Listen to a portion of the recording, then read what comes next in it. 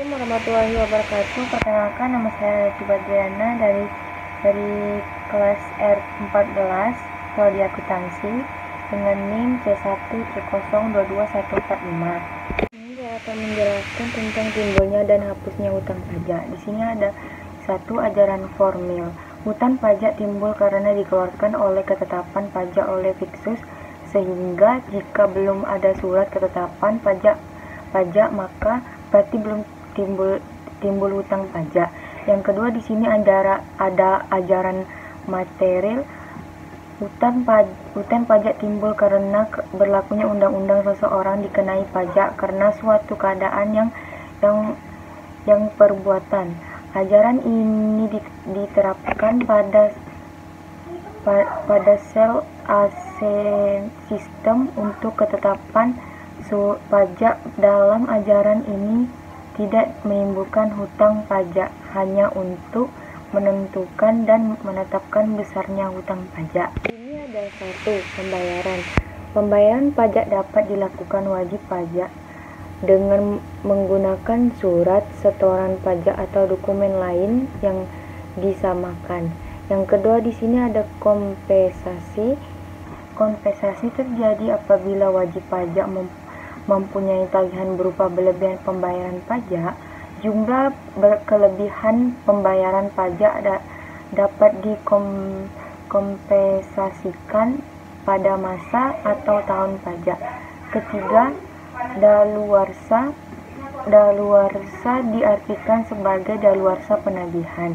Hal ini dapat memberikan kepastian hukum baik bagi wajib pajak maupun fiksu, maka diberikan batas waktu tertentu untuk penagihan pajak.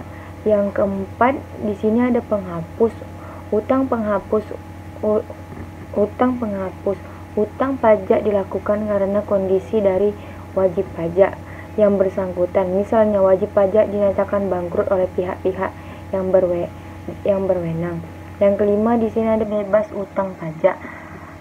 Pembebasan pajak biasanya dilakukan berkaitan dengan kewajiban pemerintah, misalnya dalam rangka meningkatkan penanaman modal, maka pemerintah memberikan kebebasan pajak untuk jangka waktu tertentu, atau pembebasan pajak di wilayah-wilayah tertentu. Di sini ada hapus utang pajak. Piutang pajak yang dapat dihapus untuk WP badan merupakan piutang yang tidak dapat ditagih lagi karena WP bubar. Likuidasi atau pailit dan penanggungan pajak tidak ditemukan. Alasan lainnya dikarenakan WP badan yang telah selesai proses pilotnya atau WP yang tidak memenuhi syarat lagi sebagai subjek pajak dan hak untuk melakukan penagihan pajak telah kadaluarsa. Melalui cara ini dapat diperkirakan secara efektif sebesarnya saldo piutang pajak yang akan dapat ditagih atau dicairkan. Ada penagihan pajak. Penagihan pajak dengan surat paksa ini diatur dalam Undang-Undang Nomor 19 Tahun 2000. Dalam pelaksanaan penagihan pajak dengan surat paksa ini perlu diketahui dan dipahami.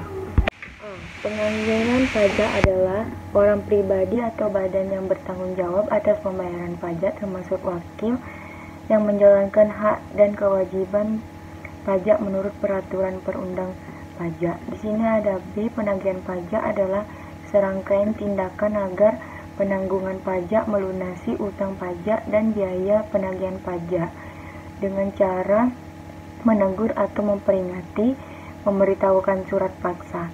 Di sini ada C. Biaya penagihan pajak adalah biaya pelaksanaan surat paksa, surat pemerintah penyitaan, pengumuman lelang, pembatalan lelang, atau jasa penilaian dan lain-lain. Di sini ada surat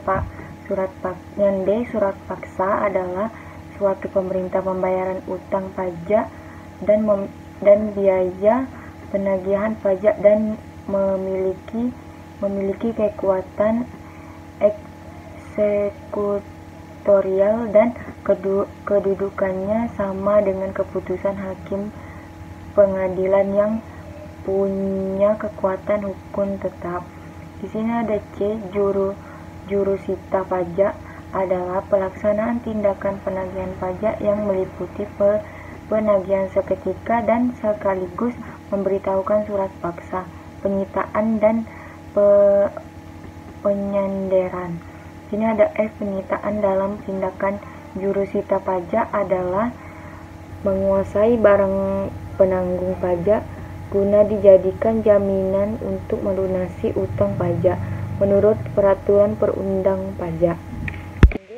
Lelang adalah setiap penjualan arang di muka umum dengan cara penawaran harga secara lisan dan atau tertulis melalui usaha pengumpulan peminatan atau calon pembeli. Hasil lelang digunakan terlebih dahulu untuk membayar biaya penagihan pajak yang belum dibayar dan sisa untuk pembayaran utang pajak.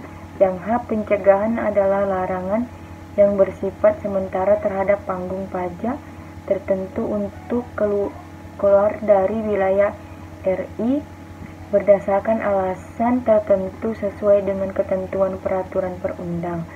Yang I, penyanderaan adalah pengekangan sementara untuk kebebasan penanggung pajak dengan menetapkannya di tempat tertentu untuk utang pajak sekurangnya 100 juta dan diragukan itikat baiknya dalam melunaskan hutang pajak. Baiklah, sampai di sini presentasi saya akhiri. Wabillahi taufiq wal hidayah. Assalamualaikum warahmatullahi wabarakatuh.